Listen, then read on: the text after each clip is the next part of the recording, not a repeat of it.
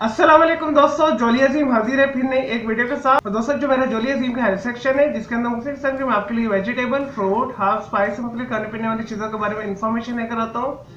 आपको बेनिफिट्स बताता हूँ, आपको न्यूट्रिएंट फैक्ट्स बताता हूँ, आपको साइड फैक्ट्स बताता हूँ। दोस्तों, मुख्तलिफ किस्म की बीमारियों के मैं आपके लिए इलाज भी लेकर आता हूँ, आपको रेमेडीज बताता हूँ, आपको टोटके बताता हूँ।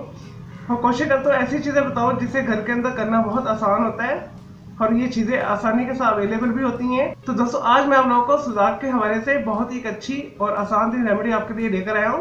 और दोस्तों, सुजाक ज़्यादातर मर्दों में होता है। पेशाब की नाली के जख्म को कहते हैं। पेशाब की नाली के अंदर पीप पड़ जाए, पेशाब जलकर आए, पेशाब की नाली के अंदर ब्लड आए, तो इसे सुजाक बोलते हैं। और दोस्तों, ज़्यादातर जो सुजाक है बाजारी औरतों के साथ हम बिस्सी करने के साथ होता है। ये ऐसी औरतें जिन्हें लिकोरिया हो, और दोस्तों ये ऐसी औरतें जो हैसे हो। चलो दोस्तों, बगैर टाइम तय किए सुजाक की रेमेडी की तरफ आते हैं। तो दोस्तों, इसके लिए आपने गाय का दही लेना है 1 गिलास, गाय का दूध लेना है 1 गिलास। तकरीबन 1 गिलास जो होता है 230 मिलीलीटर के करीब होता है। आप 250 मिलीलीटर भी ले सकते हैं, यानी 1 पाव आपने दही लेना है और 1 पाव ही आपने दूध लेना है। तो दोस्तों, आपने इसे ब्लेंडर के अंदर डाल देना है। दही को और दूध को आपने इसे फिर ब्लेंड करना है अच्छे से। तो दोस्तों, ये एक लस्सी फॉर्म में आ जाएगा। तो दोस्तों, फिर आपने इसे पी लेना है। आपने ये अमल जो है 1 हफ्ते तक करना है। और दोस्तों, आपकी सुजाक की बीमारी जड़ से खत्म हो जाएगी, पेशाब की इन्फेक्शन है दूर हो जाएगी। और दोस्तों, पेशाब का पीलापन भी दूर हो जाएगा, पेशाब जलकर आ रहा है वो भी दूर हो जाएगी बीमारी आपकी।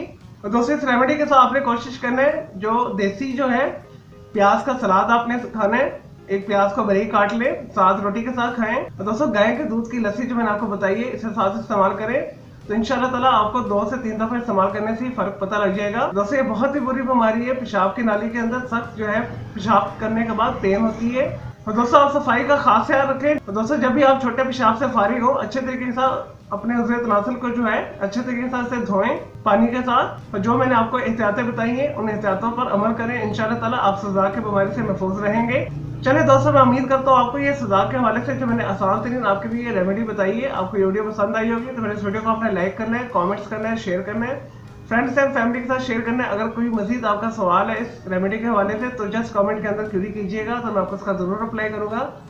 चलिए दोस्तों, मैं अब आपको मिलूंगा एक न्यू वीडियो के साथ। मुझे इजाजत दें, आपकी अल्लाह हाफिज़, टेक केयर।